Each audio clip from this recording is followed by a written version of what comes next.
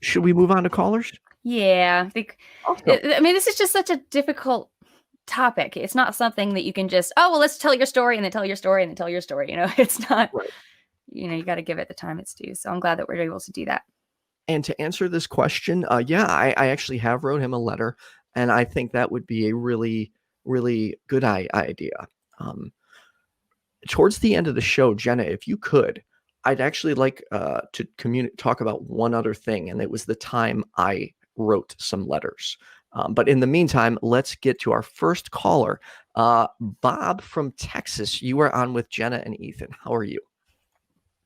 Hello, Jenna and Ethan. This is Bob, and Gracie is with me. Hi, Bob and Gracie.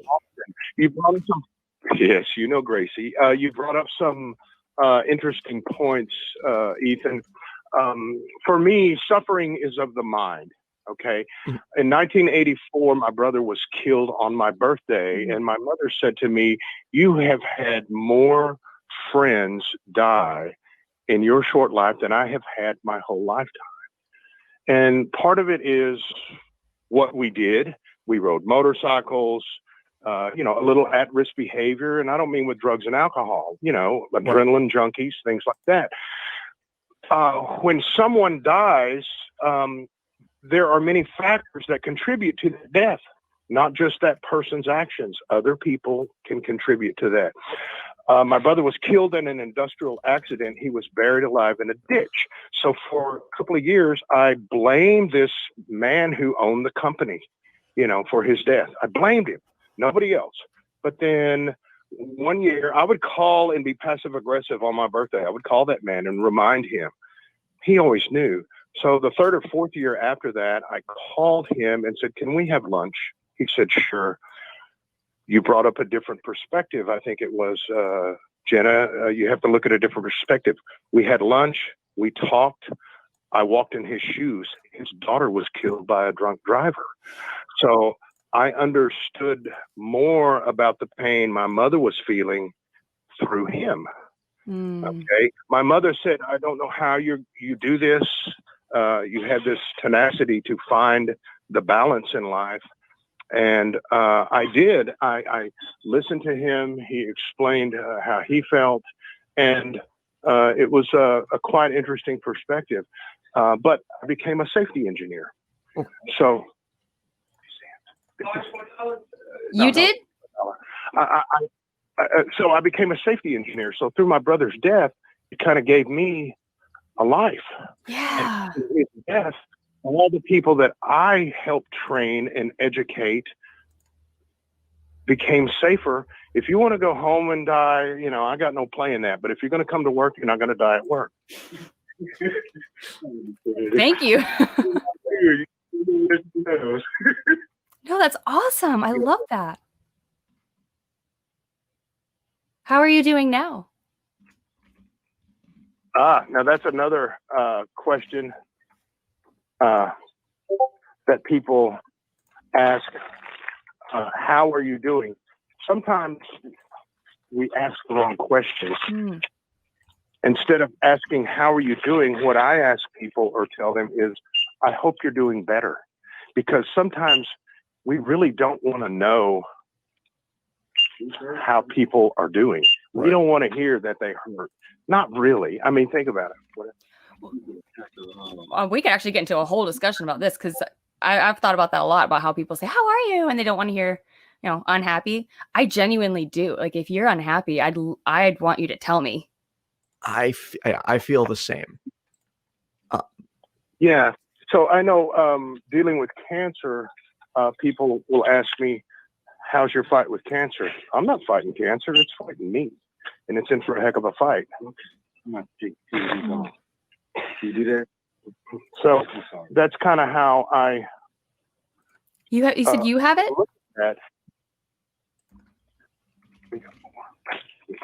Bob, you said that you have cancer now? Yes, I do. I have a rare form of bone marrow cancer.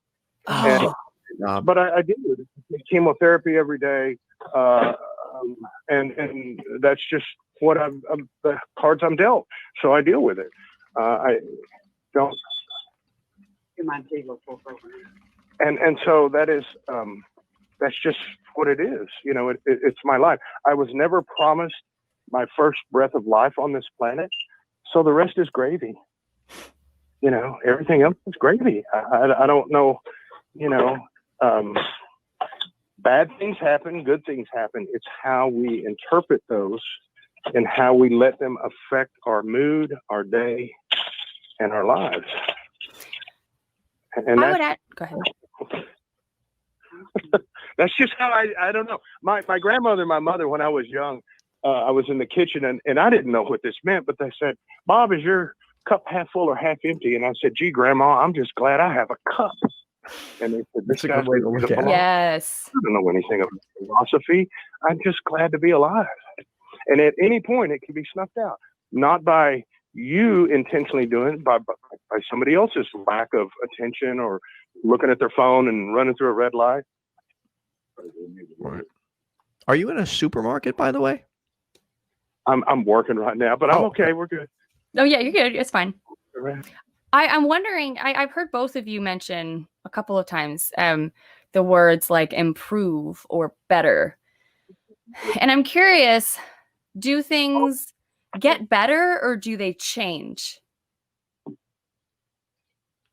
About what? What do you mean? Anything. Like say you're struggling with, you know, the loss of somebody today, and then tomorrow, are you doing better or are you just doing differently? Because just the idea of looking at all of our emotions as good and bad, I've learned pushes us away and blocks us out of certain emotions that we need to feel. So for example, grief. If you don't feel it, you can't get through it, right? And one of the ways to get through it is to, like, for example, to keep your people alive, you know, to talk about memories, to talk about, oh, I remember when this happened. I remember when they said that. And oh man, sorry, go ahead. Yeah. And even the knucklehead things we did, even the crazy. Exactly. Remember when? It's like, oh man, I don't want to do that again, you know? Right. But to keep them alive in your memory. Someone who is dead, they are alive in my mind. They are alive, you know? Right. You can peek back and remember them anytime you want. Yeah, exactly. I can recall all that. I have a very good memory. I dream in color, so yeah, when we remember, then they're alive. And so, you know, I was very sad when my brother died, but again, we always knew that he was not going to be on this earth very long. We just knew it. I did. And I even told my mother years before, and she goes, "How do you know these things?" And I don't know if I really know them or not. It's just how I felt. And so, like you said, I had 6 good months, you know?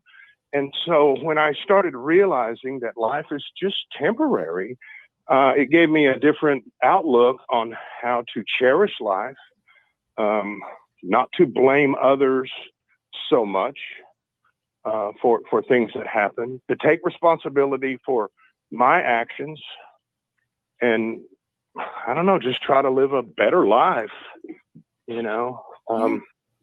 It's I don't know. People go, "You have an incredible outlook and you're such an inspiration." I go, "I don't know anything about that." You know? Well, you've been given an opportunity to think about things like this, to have that different perspective that you experienced with your brother's ex-employer. You know, not many people get the opportunity to experience something like that and to be given a perspective that's so different and so grounded that, yes, we are all going to die. Every single one of us will die. And I know that sounds really morbid, but it is true. No, it's not. It's not morbid. I mean, it is morbid by definition, but if we can accept that, kind of like you've kind of accepted death a little bit more than you may have before the accident.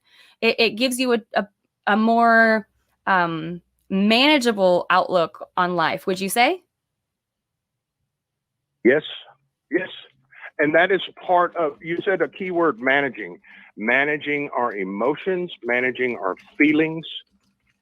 and how we perceive other people that feel about us and what we do and our self-esteem and our ego, managing all that in a balancing point where it's not too far one way or the other, that helps keep me centered to my center, and my center might be different from someone else's center. Mm-hmm. And I have to accept that. Okay, well, your center's being angry all the time. That's what you want to be. Right. Well, if people are angry, there's a reason for it.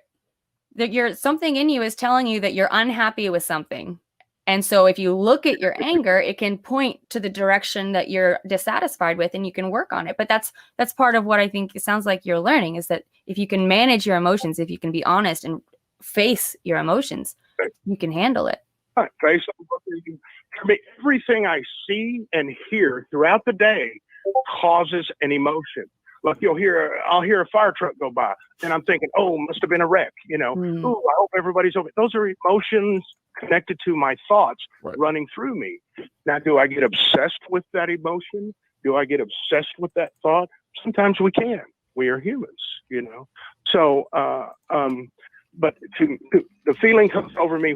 How I personally address a lot of feelings is I write songs, I write poetry, I write short stories, I write about it. An emotion comes, I write about it. Not everybody wants to hear me babble on, so I write about it. And then there it is. There's my emotion. I have a box, and it lives in an attic in a place, and it's full of stuff that I really don't want to see or deal with anymore. Right. I know it's there, and I know what's in there. But I don't have to plug that tape in and replay that tape of anger that I carried about my brother's death for years. Mm-hmm. No, I play another tape. But you allowed yourself to play that tape first, right?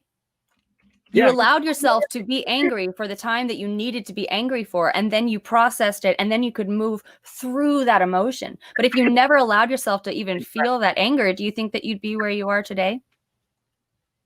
No.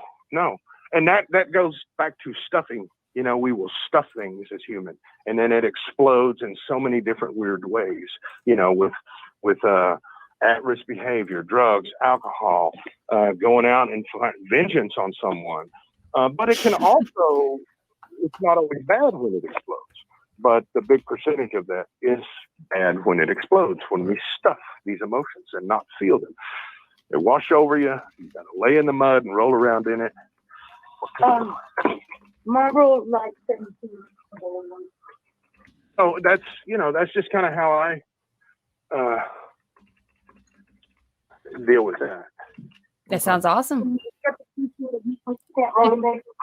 that Gracie? And it works. Yeah. Oh, Gracie's. Yeah. Don't have any. Well, 99 cents. I'll call you back. Thank you. Okay. Thank you. Sounds like you got to go.